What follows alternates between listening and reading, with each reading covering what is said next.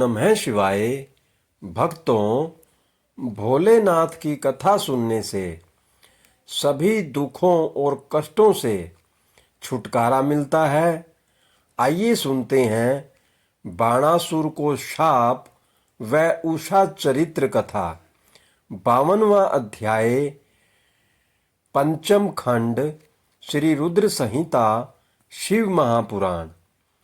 सनत कुमार जी बोले, महामुने, एक समय दैत्यराज बाणासुर ने त्रिलोकीनाथ भगवान शिव को तांडव नृत्य द्वारा प्रसन्न किया।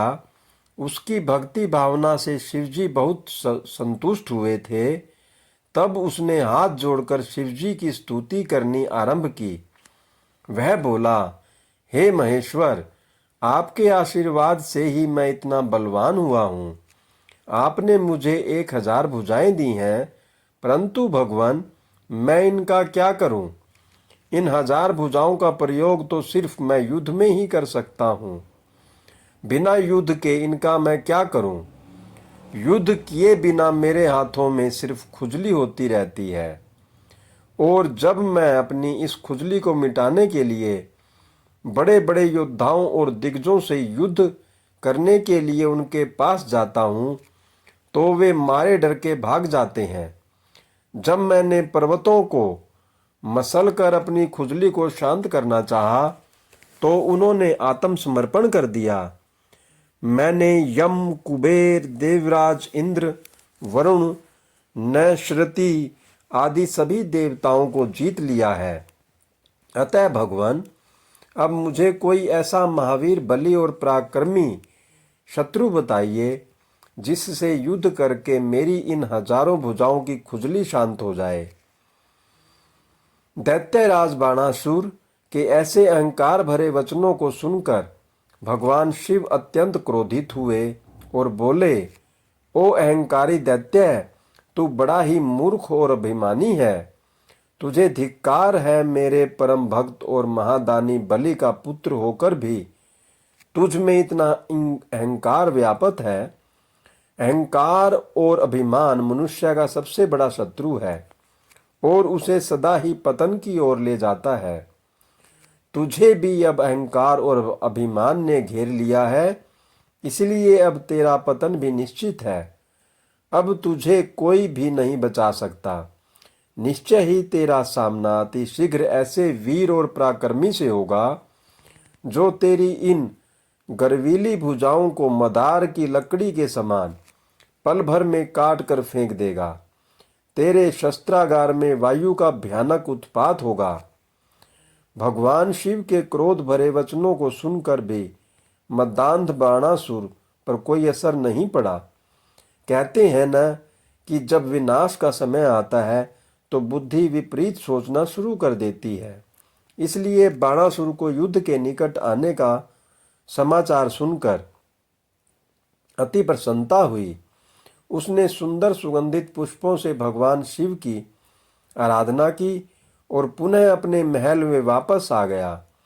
तत्पश्चात बाणासुर प्रसन्न मन से उस युद्ध की प्रतीक्षा करने लगा और मन में यही सोचने लगा कि भला मुझसे ज्यादा वीर पारंगत योद्धा और कौन हो सकता है जो मेरे सामने टिक सके और मेरी बलशाली भुजाओं को लकड़ी के समान काट कर फेंक सके।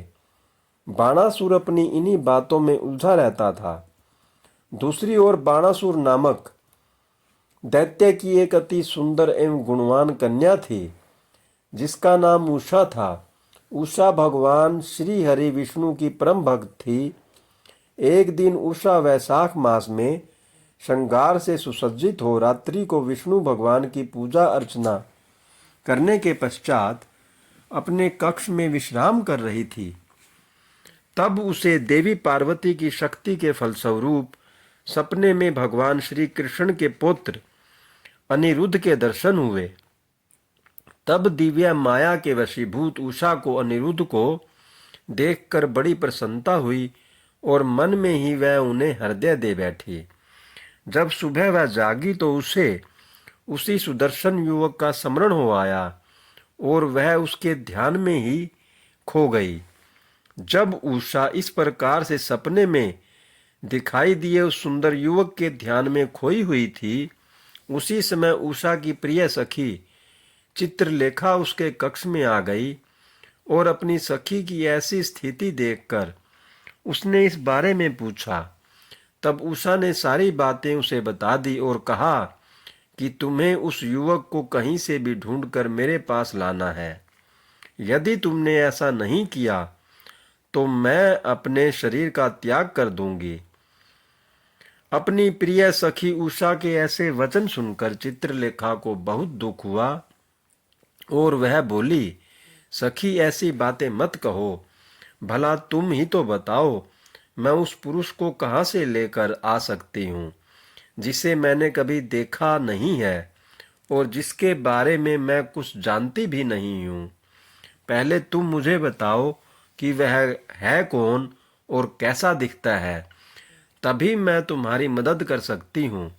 सखी, मैं तुमसे वादा करती हूँ कि वह पुरुष जहाँ भी होगा मैं उसका अपहरण करके तुम्हारे पास ले आऊँगी और तुम्हें खुशी देने की कोशिश करूँगी। अपनी सहेली चित्रलेखा की बातें सुनकर उषा को बहुत संतोष हुआ। तब चित्रलेखा ने वस्त्र के पर्दे पर अनेक देवताओं, दैत्यों, दानवों, गंधर्वों, सिद्धों, नागों और यक्षों के चित्र बना बनाकर उषा को दिखाए, परंतु उषा ने सबके लिए मना कर दिया। तब चित्रलेखा ने मनुष्यों के चित्र बनाने शुरू किए। उसने शूर, वसुदेव, राम, कृष्ण और अनेकों पुरुषों के चित्र बना दिए, परंतु उषा ने हाँ नहीं कहा। तब चित्रलेखा ने नरश्रेष्ठ, प्रद्युम्न नंदन अनिरुद्ध का चित्र उकेरा, जिसे देखकर उषा का सिर लज्जा से आवर्त हो गया और उसके चेहरे पर लाली छा गई। वह खुशी से झूम उठी। उषा बोली, हे प्रिय चित्रलेखा, रात को जिसने मेरे स्वप्न में आकर मेरे मन को चुराया है वह यही है। मुझे इनसे मिलना है। तुम इन्हें अति शीघ्र मेरे पास ले आओ, वरना मुझे चैन नहीं आएगा। अपनी प्रिय सखी उषा के अनुरोध पर चित्रलेखा ज्येष्ठ कृष्ण चतुर्दशी की रात को द्वारका नगरी गई और वहां राजमहल से अनिरुद्ध को ले आई। अनिरुद्ध को सामने पाकर उषा हर्ष से फूली न समाई और तुरंत उसके गले से लग गई। जब इस प्रकार देवी उषा ने अपने प्रियतम अनिरुद्ध को साक्षात अपने सामने पाया तो वह खुशी से झूम उठी और उनके गले से लग गई। तब उनके कक्ष के बाहर तैनात द्वारपालों ने अंदर झांका और उषा अनिरुद्ध को इस प्रकार देखकर उन्होंने इसकी शिकायत दैत्यराज बाणासुर से की। द्वारपाल बोले, महाराज, आपकी कन्या के अंतपुर में एक पुरुष घुस आया है और वह आपकी कन्या से प्रेमालाप कर रहा है। महाराज, आप वहां चलिए और देखिए कि वह कौन है। आपकी आज्ञा होने पर ही हम सब मिलकर उसे उसकी धृष्टता का दंड देंगे। इस प्रकार द्वारपालों से अपनी कन्या के विषय में सुनकर दैत्यराज बाणासुर को बहुत क्रोध आया और उसे आश्चर्य भी हुआ। वह तत्काल उनके साथ चलने को तैयार हो गया। ओम नमः शिवाय। हर हर महादेव। जय।